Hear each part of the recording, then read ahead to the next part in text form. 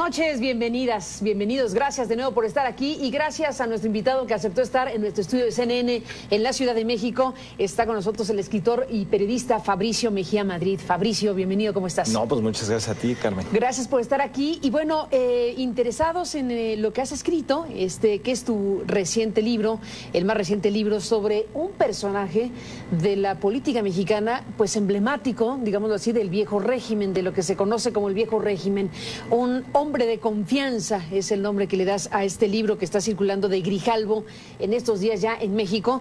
Y bueno, los últimos días de Fernando Gutiérrez Barrios, hombre de los secretos de la política mexicana. Y en la contraportada, hablando de un hombre de confianza, pues recuerdas cómo fue secuestrado Gutiérrez Barrios, ¿quién lo dijera? ¿Quién lo dijera? En aquel diciembre del 97, este hombre que fue jefe de la policía secreta, de la inteligencia política mexicana, el hombre de las catacumbas, digámoslo así, del régimen priista de muchos años. Y bueno, un personaje con muchos capítulos en su haber y que has decidido presentarlos en este libro. Bueno, pues cuéntanos de un hombre de confianza. Sí, pues bueno, este libro precisamente es exactamente para tratar de definir, digamos, qué era ese sistema priista del viejo régimen, como dices, que ya no sabemos si es viejo régimen. Que si se fue o que así. O sí, es neo-régimen ahora. O aquí sigue, o aquí entre sigue. Nosotros. Exacto, cuando despertamos eran otros, pero ahí seguían.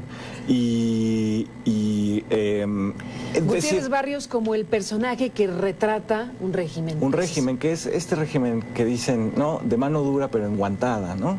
Es decir... Mano dura, corazón, guantes de seda. Guantes de seda, exacto, con esa sutileza, digamos, que tenía el régimen priista, que ahora ya no tiene, pero ya no cuidan las formas, ¿no?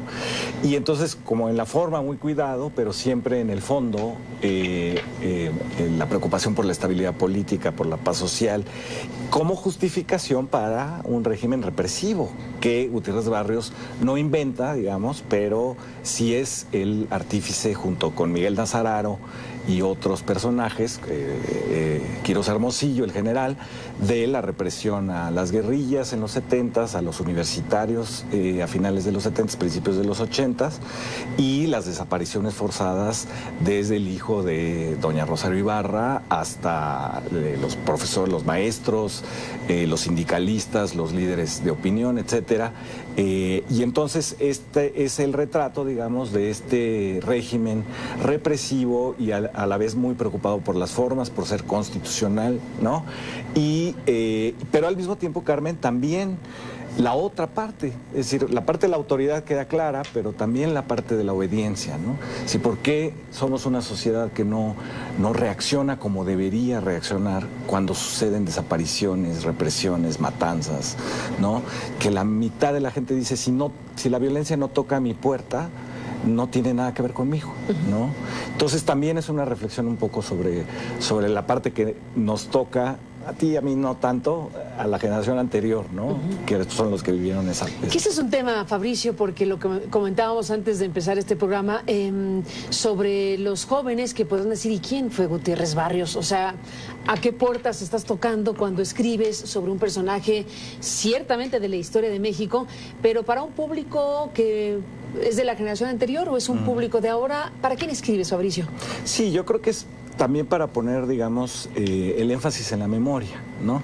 Que es algo que nos ha faltado en estas últimas décadas, ¿no? Es decir, la guerra sucia en México fue una guerra sucia encubierta por una idea de Gutiérrez Barrios y de Luis Echeverría, que era: nosotros recibimos al exilio de izquierda, de Argentina, de Chile, de Centroamérica, etcétera, pero aquí internamente reprimimos cualquier brote de oposición. Entonces, esa guerra sucia... Ese es un signo clásico del régimen político mexicano. Exacto, es una cosa que lo define, digamos. Y Gutiérrez Barrios es quien la encarna. Es quien la encarna, es un señor, por ejemplo, la metáfora es... siempre todo el mundo dice que olía a loción, a una loción aduraznada. Y era porque, bueno... al mismo tiempo que él decía que el régimen constitucional era democrático en México y tal, a la prensa, pues también era el señor que bajaba a los sótanos a dirigir las torturas de Miguel Nazararo contra los opositores para sacar información, a veces nada más para verificar la información, y ordenaba las desapariciones. Pero entonces tú sabes, los sótanos cuando se abrieron, por ejemplo los de Tlaxcuaque, que hubo ahí una visita de los periodistas y escritores, nos invitaron cuando se abrieron, cuando Carpizo era de la Comisión de Derechos Humanos, todavía olían adrenalina las paredes y algo parecido a como huele la sangre. Y entonces se le impregnaba al señor Gutiérrez Barrios, en ese entonces director de la Dirección Federal de Seguridad, y entonces él usaba la loción, no porque fuera muy coqueto, que lo era, sino porque no quería que se trasminara, digamos, la otra parte de ese poder que estaba ejerciendo supuestamente con un guante de seda, ¿no? Entonces, esa parte de la guerra sucia, además del cierre, primero pepenaron, digamos, los archivos antes de abrirlos al público, entonces le quitaron muchas cosas. Ahora está tomado por el ejército la sala 2 del Archivo General de la Nación, que es la que contiene la guerra sucia. ¿Tomado por el ejército? Está tomado por el ejército. A ver, haz un paréntesis y cuéntanos de eso. Desde la entrada de Peña Nieto a la presidencia, se cerró la sala 2 del Archivo General de la Nación, que es donde se podría todavía encontrar de lo que dejaron de la guerra sucia algún tipo de información. Y está tomado por el ejército, hay un soldado en la puerta. Y tienes que tener un permiso especial de la defensa, y etcétera. Y entonces, pues eso es un retroceso muy importante en materia de transparencia cuando se ven abiertos los archivos. Se ven abiertos los archivos. Esa es la ganancia de la transición mexicana, se supone. El propio Gutiérrez Barrios, cuando era secretario de Gobernación en el gobierno de Carlos Salinas de Gortari, pues es el encargado, digamos, de cernir, de hacer una criba de lo que podría ver la gente y lo que no podría ver la gente sobre la guerra sucia, y dejaron eso, pero ahora ni eso se puede ver. Afortunadamente Laura Castellanos entró antes y hizo México Armado, que es un gran libro de investigación sobre la guerra sucia y de consulta. Yo lo consulté miles de veces, hablé muchas veces con ella sobre el tema. Entonces, claro, tanto la generación que lo vivió como la generación que sigue y los jóvenes de ahora, pues no tenemos toda la información de lo que fue la guerra sucia. Una amiga me escribió hace poco, después de leer el libro, y me decía, entonces como en Argentina, aquí también había vuelos de la muerte, es decir, ¿no? Los desaparecidos eran desaparecidos en el mar, ¿no? Y yo le decía, sí, ¿no lo sabías? Y me decía, no, yo pensé que solo era una cosa de los argentinos, ¿no? Entonces, claro, hay un desconocimiento acerca de esto. Después de la pausa, Fabricio Mejía, volvemos contigo en esta conversación sobre un hombre de confianza. Volvemos.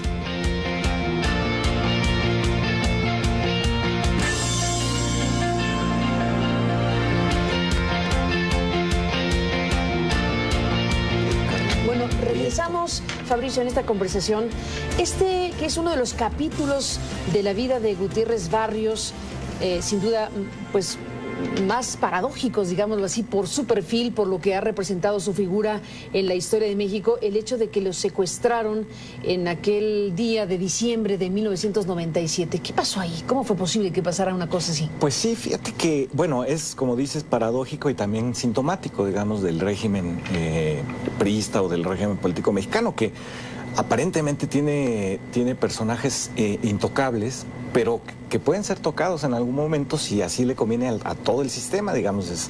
Yo digo que el sistema político mexicano funciona como una jauría, ¿no? Y ¿Una jauría? Es una jauría. A ver, ¿no? ¿Qué quieres decir con eso? Es decir, por ejemplo, ahí lo relato en la novela, cuando muere asesinado Luis Donaldo Colosio, en realidad puede ser producto, digamos, del pleito que había entre varios grupos al interior del PRI, del Partido Único, que terminan en la posibilidad de que a un candidato se le asesine de esa manera, con una cámara propiedad de la Secretaría de Gobernación, de CEPROPI, en un acto público en la frontera con Estados Unidos. Es decir, lo que permitió eso era un verdadero desarreglo entre las fuerzas internas del PRI y funcionan como jaurías. ¿Tú te acuerdas? Gutiérrez Barrios, digamos, el invulnerable, había sido, como decíamos, en los 70s, el artífice de las desapariciones y la lucha contra la guerrilla, y después se volvió un político, ¿no? Con presencia pública. En Veracruz, que era su estado natal. Gobernador de Veracruz. Gobernador. 2 años, lo manda a llamar Carlos Salinas de Gortari. ¿Para qué lo manda a llamar Carlos Salinas de Gortari como secretario de Gobernación? Para exterminar a quienes no habían cumplido con los votos y habían provocado el triunfo de Cuauhtémoc Cárdenas, que no se reconoció y que se tuvo que hacer el fraude. Entonces, sus primeras acciones de Gutiérrez Barrios como secretario de Gobernación es pegarle al sindicato petrolero, a la Quina, que había tenido una actitud muy ambigua a la hora de llamar a votar por Salinas, a Xicoténcatl Leiva en Baja California, y el arreglo, digamos, en Guanajuato. Entonces, fíjate, como tenían este fantasma de que Cuauhtémoc Cárdenas había ganado la elección, Salinas hace que Gutiérrez Barrios le empiece a abrir la puerta al PAN, a Acción Nacional. Se lo abre en Baja California y después lo hará en Guanajuato con Vicente Fox, que resultará el beneficiario de la famosa transición mexicana. Y entonces, claro, porque empieza a ver dentro del partido un grupo de oposición fuerte al, ya sabes, la llamada lucha entre los tecnócratas y los dinosaurios, y Gutiérrez Barrios es el, digamos, el representante de los dinosaurios. Bueno, este conflicto llega hasta 1993, cuando Salinas manda a José Córdoba Montoya a que le hable por teléfono a Gutiérrez Barrios y lo despida de la Secretaría de Gobernación en un acto de humillación para un personaje de ese calibre. Y entonces él se regresa a Veracruz, a su casa de Boca del Río, y se guarda, digamos, hasta el 94, cuando asesinan a Colosio. Y el asesinato de Colosio es curioso en términos de la relación que tiene con Gutiérrez Barrios. Hay 2 datos que yo doy aquí en la novela. Uno, el famoso dato de Manlio Fabio Beltrones, es el único exgobernador que asiste a una plática secreta o privada con el virtual asesino o el asesino material de Luis Donaldo Colosio, Mario Aburto, en playas de Tijuana, en un departamento. Nunca se sabe, él no ha aceptado que lo hizo, se sabe que lo hizo, y nunca ha dicho qué le dijo Mario Aburto. Y después vino toda la especulación de la opinión pública en México de si el aborto que presentaron era o no era, etc. Y el otro dato es que cuando el PRI se encuentra en una crisis por no tener candidato, y hay distintas propuestas, Emilio Gamboa propone a Gutiérrez Barrios. Lo hacen por medio de un desplegado en los periódicos que no tiene firma y no tiene logotipo. Y entonces dice, se llama Frente a la crisis legal del partido, la solución es Fernando Gutiérrez Barrios.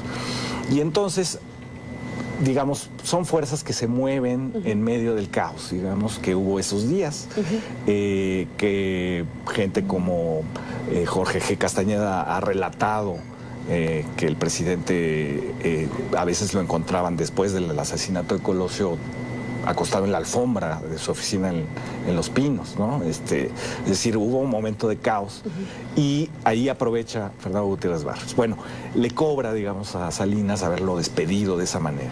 Pero después, en el 97, que tiene una presencia, digamos, dentro del partido, pues es secuestrado, ¿no? Por un comando que utiliza una camioneta de Teléfonos de México y se lo llevan aparentemente a Cuernavaca. Aparentemente digo porque nunca el caso es ventilado en los medios, los reporteros, algunos llegan a algunas conclusiones, conjeturas, etcétera, por un coche que es encontrado delante de la casa de Gutiérrez Barrios en Cuernavaca, que estaba a escaso medio kilómetro de la base del ejército en Cuernavaca, y el coche pertenece a Jesús Millasagua, que había sido colaborador de Gutiérrez Barrios en la Dirección Federal de Seguridad, un torturador también, pero que en ese entonces era jefe de la policía del gobierno de Morelos. Y entonces, bueno, yo especulo, digamos, conjeturo algo sobre eso, no lo aseguro, pero supongo y digamos, narrativamente se me hacía como muy interesante que se le volteara, digamos, lo que él mismo había creado. Bueno, tienes esa licencia, dado que estamos hablando de una novela. Así es. Como suele pasar con estas cosas, una novela que se puede dar esa licencia que construida con datos duros, con revisión histórica, bueno, puede también conjeturar estas posturas hipotéticas, donde también es importante detenerse, regresándonos a la historia de Gutiérrez Barrios y de México. El tema de Fidel Castro es un tema muy importante cuando se habla de Gutiérrez Barrios. ¿Qué tipo de relación sostuvo el líder de la Revolución Cubana en México con Gutiérrez Barrios? Sí, es casi de película, porque además sale de una película. Es decir, hay un personaje que es un militar que se llama Lorenzo Cárdenas Barajas, que es el que entrena a Pedro Infante y a Luis Aguilar en A Toda Máquina, que es esta película de las motociclistas que son policías. Y, sí, los entrena para las motos. Exacto, los entrena para hacer porque Ismael Rodríguez, el director, no quería que fueran stunts, ¿no? O sea, que fueran extra, dobles, sino que lo hicieran los propios actores, ¿no? Y entonces este militar, Lorenzo Cárdenas, que es capitán, Lorenzo Cárdenas Barajas, entra a los estudios Churubusco para enseñarles a los actores cómo hacer las maniobras. Y ahí conoce a un cubano que mueve cables y está de paso en México y que le dice, ¿tú qué haces aquí? Le dice, yo voy a hacer la revolución en Cuba. Y entonces, ¿de veras? Él, pues como es militar, conoce a Gutiérrez Barrios, le comenta el asunto y Gutiérrez Barrios, que tenía muy buen olfato, le dice, a ver, dime más datos para saber dónde está, qué están haciendo, etcétera. Finalmente, esto es en 55. No le pareció que fuera una broma de nadie. No le pareció una broma. Lo tomó en serio eso de voy a hacer la revolución en Cuba. Exacto, imagínate. Y entonces, eso es 1955. Y ya para el 57, Fidel Castro es vigilado en las dos casas que utiliza, que son casas de cubanos y de unos puertorriqueños. Fidel Castro tiene relación con la clase política mexicana, conoce a Jan González, el profesor, cuando es alcalde de Toluca. Vi a unos amigos puertorriqueños que están luchando por la independencia de Puerto Rico, y esta cosa mexicana, de la política mexicana priista, ¿no? De tener este doble discurso de sí apoyamos a los hermanos latinoamericanos, ¿no? Y siempre tienen el asilo político. El asilo político, tienen siempre... No, tenemos grandes historias en México, la no fantásticas. Fantásticas, Gilberto Bosques, en fin, sí. ¿no? Y entonces, bueno... Pero tú dices, aquí está el alto contraste. El alto contraste en un mismo personaje, como Jan González o como Fernando Gutiérrez Barrios. Empiezan a seguirlos y de hecho les una maniobra muy sutil, digamos, darles dónde entrenar tiro para hacer la revolución en Cuba, para tenerlos vigilados, ¿no? Total que al final en el 58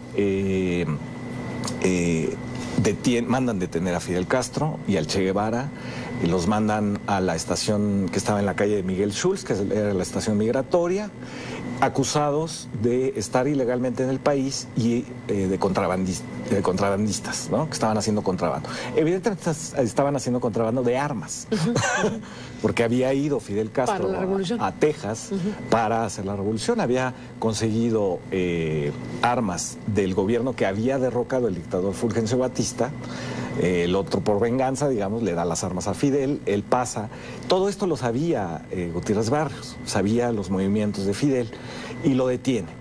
Y entonces, cuando lo detiene, hay los dos personajes: Fidel Castro negociando para poder salir y hacer la revolución, y el Che Guevara armando un verdadero desastre dentro de la estación migratoria, diciendo que él es marxista y que él no va a decir que están ilegalmente, que que la ley es imperialista, que la ley es una cosa que no debe existir, que las fronteras no deben existir, etc. Entonces Fidel Castro relata, digamos, en un texto, decía, y el Che estuvo a punto de hacernos fracasar porque ya se estaban enojando Gutiérrez Barrios y Lázaro Cárdenas. El asunto es que Lázaro Cárdenas es el que interviene para la liberación, pero con toda habilidad Fernando Gutiérrez Barrios se queda con el crédito. Fabricio Mejía, déjame hacer una pausa y regresamos en esta conversación hablando de un hombre de confianza sobre Gutiérrez Barrios. Volvemos.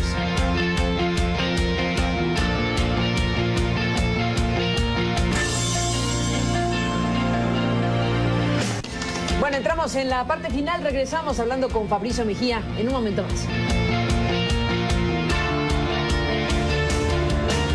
Bueno, se nos acabó el tiempo para seguir conversando con Fabricio Mejía sobre este personaje, sin duda, que retrata de tantas maneras al régimen político mexicano. Bueno, ya no vamos a hablar del 68 con mucho detalle, que también es una parte muy importante de la biografía de Gutiérrez Barrios, de su papel en los procesos incluso transicionales, sí, en la selección del candidato del PRI a la presidencia cuando la Bastida resultó candidato. Pero déjame, bueno, como no nos va a dar tiempo de eso, dejamos el libro para que esté interesado, exacto, lo pueda revisar. Déjame cerrar esta conversación hablando de los alumnos de Gutiérrez Barrios. Uno en particular, un hombre muy cercano en su momento, cuando más joven era, Manlio Fabio Beltrones, hoy presidente nacional del PRI. Así es. La biografía política de Manlio Fabio Beltrones está asociada directamente a la biografía y a la historia de Gutiérrez Barrios. Así es. El hombre que has investigado. ¿Qué decir de eso? En el 2015, México 2015. 2015, sí, bueno, el presidente actual del PRI fue secretario particular de Fernando Gutiérrez Barrios en el gobierno de Veracruz y fue encargado de derechos humanos, válgame Dios, cuando Gutiérrez Barrios era de la Secretaría de Gobernación. Y entonces, incluso, digamos, tiene relaciones incluso familiares, digamos, con Gutiérrez Barrios, ¿no? Finalmente, Manlio Fabio Beltrones es una especie de Gutiérrez Barrios de nuevo cuño, digamos. También es un tipo que, para quien el poder no significa ni reconocimientos, ni premios, ni cargos, sino esta idea muy priista también de quien tiene el poder es quien no lo exhibe. Groseramente, digamos, ¿no? Y entonces es un tipo mesurado, los que no se notan, pero ejercen, sí. De aquella frase de Fidel Velázquez, nuestro Fidel, que decía: el que se mueve no sale en la foto, que es una enseñanza, digamos, de todo un régimen, ¿no? Es decir, aquí Gutiérrez Barrios cita una frase de él que le dice Echeverría, porque las casas de Luis Echeverría y de Gutiérrez Barrios se comunicaban ahí en San Jerónimo. Ah, ¿qué tal? En Santiago Apóstol, se comunicaban vía los sótanos y platicaban. Y entonces hay una parte donde Gutiérrez Barrios le dice es que desear la presidencia demasiado es no conseguirla, ¿no? Es decir, la inmovilidad es lo que te puede dar poder, lo que te da autoridad, ¿no? Quedarte callado, ¿no? Que se note que quieres ser presidente, lo puede frustrar. Lo puede frustrar, entonces no hay que quererlo tanto, ¿no? Y entonces creo que Manlio Fabio Beltrones tiene un poco ese estilo, pero también el estilo, digamos, de los sótanos también, ¿no? De la política de meter el pie, de exterminar al opositor, como se está viendo ahora con el caso Andrés Manuel López Obrador, ¿no?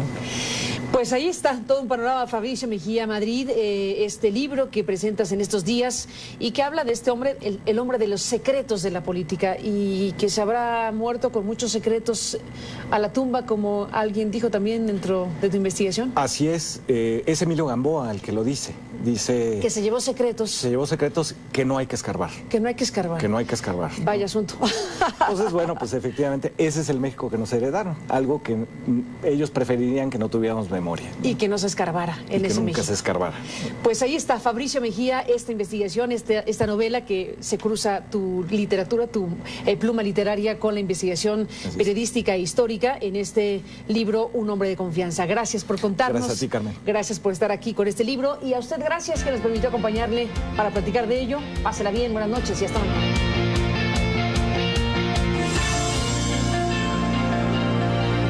De mano dura pero enguantada, ¿no? Es decir... Mano dura, corazón, guantes de seda. Guantes de seda, exacto, con esa sutileza, digamos, que tenía el régimen priista, que ahora ya no tiene, pero ya no cuidan las formas, ¿no?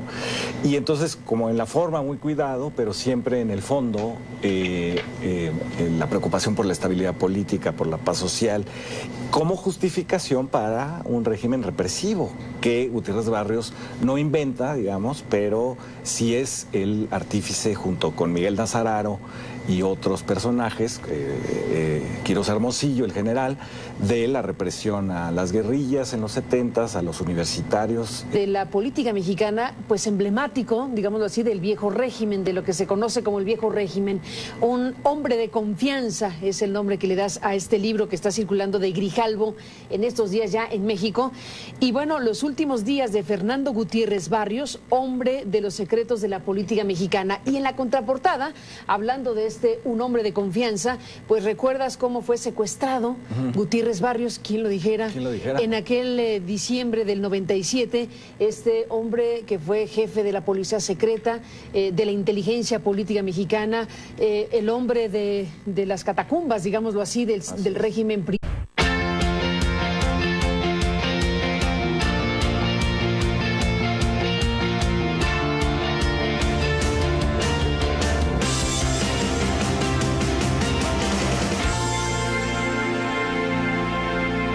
Buenas noches, bienvenidas, bienvenidos. Gracias de nuevo por estar aquí y gracias a nuestro invitado que aceptó estar en nuestro estudio de CNN en la Ciudad de México. Está con nosotros el escritor y periodista Fabricio Mejía Madrid. Fabricio, bienvenido, ¿cómo estás? No, pues muchas gracias a ti, Carmen. Gracias por estar aquí y bueno, interesados en lo que has escrito, que es tu reciente libro, el más reciente libro sobre un personaje a finales de los 70s, principios de los 80s, y las desapariciones forzadas desde el hijo de doña Rosario Ibarra hasta los profesores, los maestros, los sindicalistas, los líderes de opinión, etcétera. Y entonces este es el retrato, digamos, de este régimen represivo y a la vez muy preocupado por las formas, por ser constitucional, ¿no? Pero al mismo tiempo, Carmen, también la otra parte, es decir, la parte de la autoridad queda clara, pero también la parte de la obediencia, ¿no? Sí, ¿por qué somos una sociedad que no reacciona como de... Vista de muchos años y bueno, un personaje con muchos capítulos en su haber y que has decidido presentarlos en este libro. Bueno, pues cuéntanos de un hombre de confianza. Sí, pues bueno, este libro precisamente es exactamente para tratar de definir, digamos, qué era ese sistema priista del viejo régimen, como dices, que ya no sabemos si es viejo régimen. Que si se fue o que así. O es neo-régimen ahora. O aquí sigue, entre nosotros. Exacto, cuando despertamos eran otros, pero ahí seguían. Gutiérrez Barrios como el personaje que retrata un régimen. Un régimen, que es este régimen que dicen, no,